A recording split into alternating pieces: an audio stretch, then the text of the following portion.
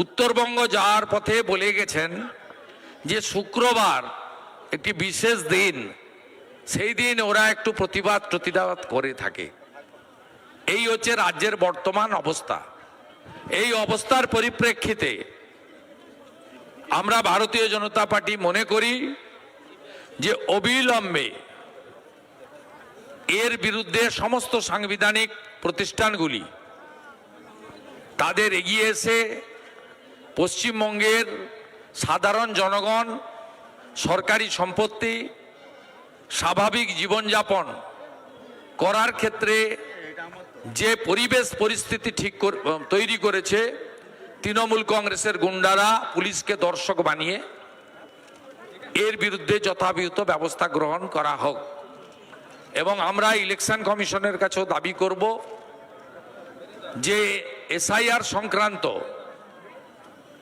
যে সমস্ত হামলা একদিকে চলছে নিয়ন্ত্রণাধীন বিএলও এবং বিডিও অফিসের সরকারি কর্মচারীরা তারা ইচ্ছাকৃতভাবে অনেক ভোটারকে হয়রানি করে গোটা রাজ্য জুড়ে একটা অ্যানার্কি বিশৃঙ্খল পরিস্থিতি তৈরি করতে চায়। এর বিরুদ্ধেও কঠোর এবং কঠিন ব্যবস্থা গ্রহণ করা হোক।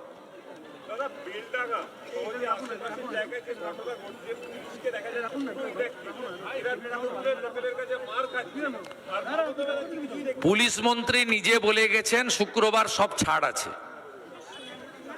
উনি নিজেই বলে গেছেন যে শুক্রবার দিন ওরা একটু জমায়েত হয়, একটু প্রতিবাদ করে। এইটা হচ্ছে পশ্চিমবঙ্গের পুলিশ মন্ত্রী তথা মুখ্যমন্ত্রীর বক্তব্য। সোমা মাইতিকে যেভাবে একজন মহিলা এবং অত্যন্ত কর্তব্য নিষ্ঠা নিয়ে কাজ করেন, আমি যেটুকু চিনি জানি, তার উপর যে ধরনের আক্রমণ হয়েছে তাতে প্রমাণ হয়ে গেছে এই রাজ্যে সংবিধানের চতুর্থ স্তম্ভ মিডিয়া তারা সুরক্ষিত নয়। তিনি পুরুষ হতে পারেন, মহিলা হতে পারেন, তৃণমূলপন্থী চ্যানেল হতে পারেন, তৃণমূল বিরোধী চ্যানেল হতে পারেন, কারোরই ছাড় নেই এদের কাছে। এই উন্মত্ত দুর্বৃত্তদের হাতে কারোর ছাড় নেই, আর পুলিশ এক্ষেত্রে কিছু করবে না, খুব পরিষ্কার হয়ে গেছে। আর যদি ঘটনা শুক্রবার ঘটে থাকে সেক্ষেত্রে পুলিশের কোনো সাহায্য পাবেন না, এটা পুলিশ মন্ত্রী বলে গেছে।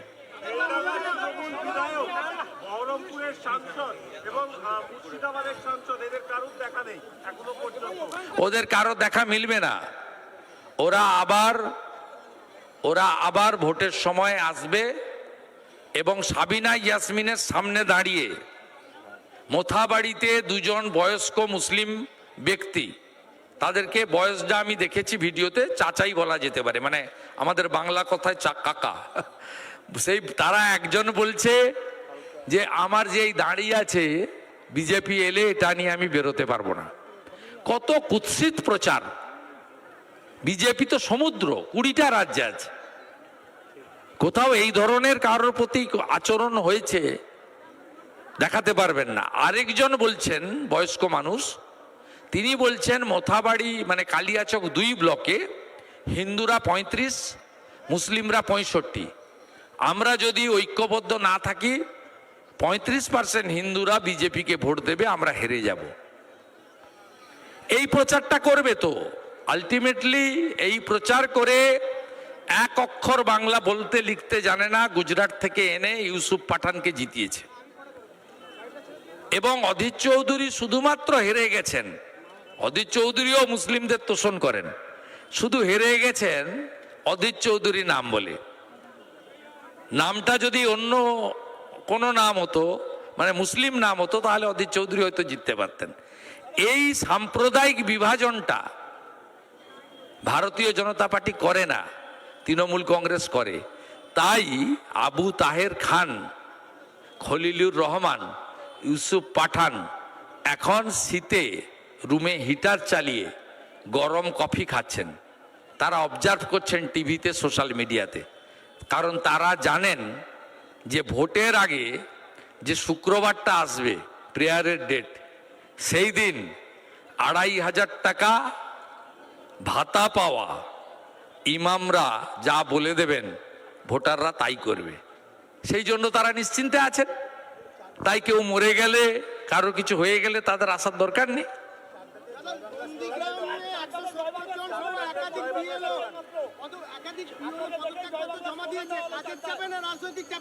আপনি কোন চ্যানেল?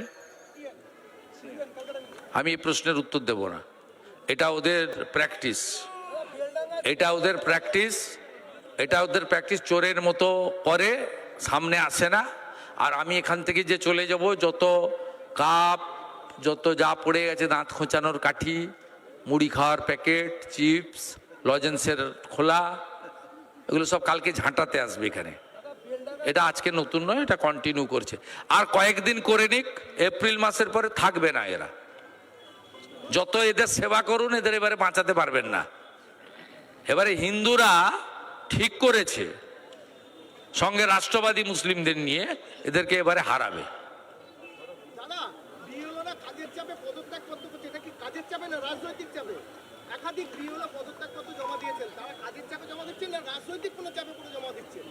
একমাত্র হসপিটালাইজেশন ছাড়া পদত্যাগ অ্যাকসেপ্ট হবে না। একদম পরিষ্কার গাইডলাইন রয়েছে। উনাদের সত্যিকারের যদি কাজ করার ইচ্ছা নেই, তাহলে আইনে যা আছে, আমি বলছি না, আমি বিএলএ তো রেসপেক্ট রেখেই বলছি, ওদের চাকরি থেকে রিজাইন দিতে হবে। আইনের প্রভিশনটা বলছি, আমি কিন্তু বলছি না। আমি বলছি আইনের কোনো প্রভিশন নেই পদত্যাগপত্র দেওয়ার। ইলেকশন কমিশনের ডিউটি হচ্ছে ডিজাস্টারের ডিউটির মতো। এই ডিউটিতে একমাত্র হসপিটালাইজেশন ছাড়া বিকল্প কোনো রাস্তা নেই যিনি তার ডিউটি থেকে অব্যাহতি পাবেন। আর যদি কেউ চাপ দিয়ে থাকে, অশোক দাস যাদবপুরের বিএলওর মতো তৃণমূলই চাপ দিচ্ছে, বিজেপির এগুলো করার দরকার নেই।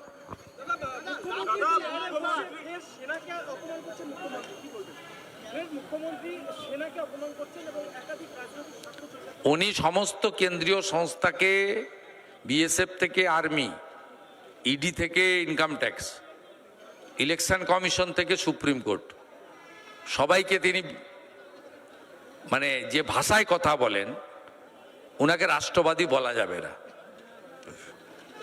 উনি এখন হিন্দু ভোট পাওয়ার জন্য চারিদিকে নারকেল ফাটিয়ে বেড়াচ্ছেন, কিন্তু ট্রেন ছেড়ে গেছে। যে মুখ্যমন্ত্রী হিন্দু ধর্মকে গন্দা ধর্ম বলেন, যে মুখ্যমন্ত্রী মহাকুম্ভকে মৃত্যুকুম্ভ বলেন, যে মুখ্যমন্ত্রী রাম মন্দির নির্মাণের দিন পার্ক সার্কাসে মিছিল করেন, তাকে হিন্দুরা বিশ্বাস করে না। এই মুখ্যমন্ত্রী সিএ এর বিরোধিতা করেছিলেন, ক্যা ক্যা ছি ছি বলেছিলেন। এই মুখ্যমন্ত্রী ভয় দেখিয়েছিলেন সিএ আবেদন করলে ভাতা, চাকরি, সব বেনিফিট বন্ধ হয়ে যাবে। আজকে 65 থেকে 70 হাজার লোক অ্যাপ্লাই করেছে, যার একটা বড় অংশ বনগাঁ রানাঘাটের, 80% লোক। এবং এর মধ্যে প্রায় 1500-1700 জন সার্টিফিকেট পেয়ে গেছে, বাকিরাও পেয়ে যাবে, দ্রুততার সঙ্গে পেয়ে যাবে। তারা তাদের কার ভাতা বন্ধ হয়েছে, কার চাকরি গেছে উদাহরণ দিতে পারবেন? এই মুখ্যমন্ত্রী সামগ্রিকভাবে হিন্দু বিরোধী, এবং মোল্লা ইউনুস যা করছেন উনিও এখানে তাই করতে যাচ্ছেন। জামাতিদের মুখ্যমন্ত্রী।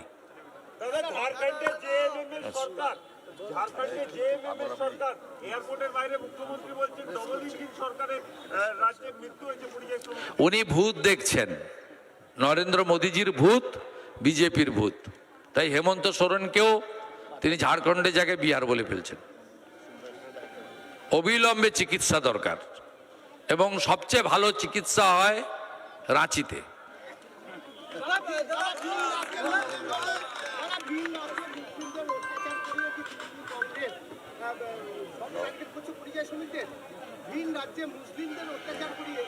আমি বলতে পারবো না, যে কোনো মৃত্যু দুঃখজনক, এবং কেন মারা গেছে, যেমন উড়িষ্যার ঘটনা, আমাকে ওখানকার স্থানীয় ভারতীয় জনতা পার্টির এমএলএ জানিয়েছেন ঘটনাটা দুজনের মধ্যে ঝগড়া হয়েছিল, অন্য বিষয়, পারস্পরিক ঝগড়া হয়েছিল বিড়ি খাওয়াকে কেন্দ্র করে। আপনি সব চালিয়ে দিলে, যে হার্ট অ্যাটাকে মারা যাচ্ছে, যে ট্রেন অ্যাক্সিডেন্ট, বাস অ্যাক্সিডেন্টে মারা যাচ্ছে, বলছে এসআইআর মরে গেছে।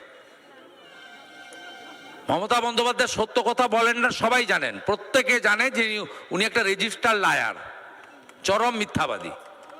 বাংলার মানুষ পরিত্রাণ চায়, এই বাংলাকে শেষ করে দিয়েছেন, পরিত্রাণ চায়। অনুমতি নেওয়া হয়নি। বেচারাম মান্না বলছেন সিঙ্গুরে যে সভা হবে তার জন্য কৃষকদের কাছ থেকে কোনো অনুমতি নেওয়া হয়নি। সরকারি কর্মসূচি ওই মাঠে আছে, যথাযথ অনুমতি নিয়ে কর্মসূচি হচ্ছে, ভারত সরকারের কর্মসূচি হচ্ছে, বিজেপির কর্মসূচি হচ্ছে। ওনারা নরেন্দ্র মোদী আসার আতঙ্কে এই ধরনের কথাবার্তা বলছেন, কারণ দেশের প্রধানমন্ত্রী এলে তার যে সরকারি প্রোটোকল অনুযায়ী, হাইয়েস্ট প্রোটোকল অনুযায়ী সভা হয়। ইতিমধ্যে ওনার যে সিকিউরিটি প্রোটেকশন আছে এসপিজির সঙ্গে, হুগলি জেলা প্রশাসন, পুলিশ এবং সিভিল সমস্ত ধরনের অনুমতি দিয়েছেন। বেচারাম মান্নার যদি কিছু বলার থাকে জেলা শাসক জেলা পুলিশ সুপারকে বলুক, মুখ্য সচিব স্বরাষ্ট্র সচিব ডিজিপিকে বলুক, মিডিয়ার সামনে বলে কোনো লাভ হবে না। আমরা প্রশাসন সরকারি অনুমোদন নিয়েই সেখানে সভা হচ্ছে। প্রধানমন্ত্রী কখনো ওই ধরনের সরকারি কর্মসূচি করতে পারেন না। বিজেপি রাজনৈতিক কর্মসূচিও এই মাঠেও আমরা আজকে করেছি, এনওসি নিয়েছি, পুলিশ পারমিশন নিয়েছি, এসডিও রানাঘাটের কাছ থেকে মাইকের পারমিশন নিয়ে পুরো লফুল্লি করেছি। যদি না দিত হাইকোর্টে যেতাম। যেমন আজকে আমাদের এমএলএদের নবান্নর পিছনে বসার অনুমতি দিয়েছিল মন্দির তলায়, আমরা রাজি হইনি। আমরা আমাদের সামনে যাব, সেই জন্য ডিভিশন বেঞ্চে গেছি। ডিভিশন বেঞ্চ মামলা গ্রহণ করেছে, সোমবার দিন শুনানি আছে।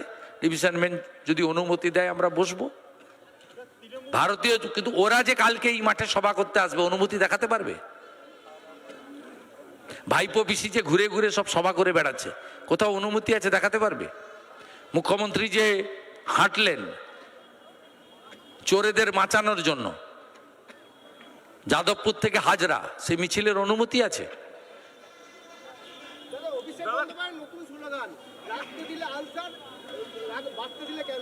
কি কাকে রাখতে দিলে?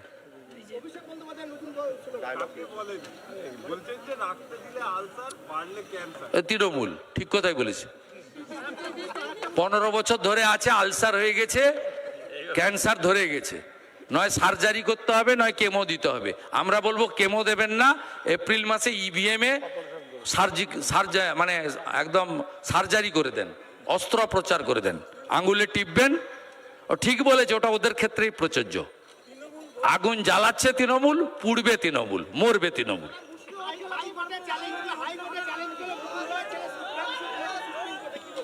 প্রাথমিকভাবে সুপ্রিম কোর্ট এইসব মামলা গ্রহণ করে, ফাইনাল ভার্ডিক্ট আসতে দেন। সুপ্রিম কোর্ট মামলা গ্রহণ করে, সুপ্রিম কোর্টের নিয়মের মধ্যেই আছে। 18 ফেব্রুয়ারি রেখেছে শুনানি। আপনারা তো তাড়াহুড়া করছেন কেন? আমি 4 বছর লড়াই করে হাইকোর্টে ওনার বাতিল করিয়েছি। সুপ্রিম কোর্টও নিশ্চয়ই ভারতবর্ষের 10th শিডিউল যেটা আছে সংবিধানে, তার প্রোটেকশন দেবেন, এটা আশা করব। ওখানে আইনি লড়াই হবে, আমাদের পক্ষেও বড় বড় লয়াররা থাকবেন। হ্যাঁ হ্যাঁ, কে বলছে? মানে তৃণমূল, আমি ভাইপোর কথা উত্তর দেবো না। তৃণমূল হচ্ছে পচা পুকুর, এঁদো পুকুর, কচুরিপানা ভর্তি। আর ভারতীয় জনতা পার্টি হচ্ছে সমুদ্র। 13 কোটি মেম্বার বিজেপির, 20টা রাজ্যে সরকার। কদিন আগে বিহারে ওদের বন্ধু তেজস্বী যাদবকে সুপড়া সাফ করে দিয়েছে, 243-এর মধ্যে 202। আপনি ওকে বলবেন 21 সালে সিএ কে এনআরসি বলে মুসলমানদের খেপিয়ে গণনা কেন্দ্রে দখল করে জিতেছিল, যদিও মুখ্যমন্ত্রী নিজে হেরেছিলেন। তারপরে লড়তে গেছিলেন কোথায়? ত্রিপুরাতে, নোটার থেকে কম ভোট পেয়েছেন। গোয়াতে গেছেন, প্রচুর টাকা খরচ করেছেন এই আইপ্যাককে দিয়ে, হেরে গোহারান হেরে মুখে চুনকালিকে লাগিয়ে এসেছেন। আপনার পার্টিটা গেছে, প্রথম বসবে বিজেপি, আপনাদের বেঞ্চের দ্বিতীয় সারিতে বসতে হবে। এই যে নির্বাচন আসছে, ভোটের দিনও পোলিং এজেন্ট পিছনের সারিতে বসতে হবে স্টেট পার্টিকে, কাউন্টিংয়েও প্রথম সারিতে বিজেপি বসবে, আপনাকে বসতে হবে পিছনের সারিতে। এইসব বড় বড় কথা 4 কোটি 5 কোটি সভাতে বলা যায়। অপেক্ষা করুন না, ভোটটা করতে দেন। এসআইআর এর বিরোধিতা করছেন কেন? ভোটার লিস্টের বিরোধিতা করছেন কেন? এই ভোটার লিস্ট আপনাকে গিলতে হবে, এই ভোটার লিস্ট গিলে ভোটে লড়তে হবে, লড়ে আপনাদের হারতে হবে। এবং আপনাদের সব চোরেদের সপরিবারে জেলে যেতে হবে, সপরিবারে যাবে। আরো ভালো ভালো খবর দেখতে সাবস্ক্রাইব করুন বাংলা হান্টের ইউটিউব চ্যানেল। বাংলা হান্টের আরো খবর দেখতে নজর রাখুন রাজ্যের বাংলা বিরোধী খবর দলনেতাকে মানেই বাংলা হান্ট। আমি ধন্যবাদ জানাই। চাঁদ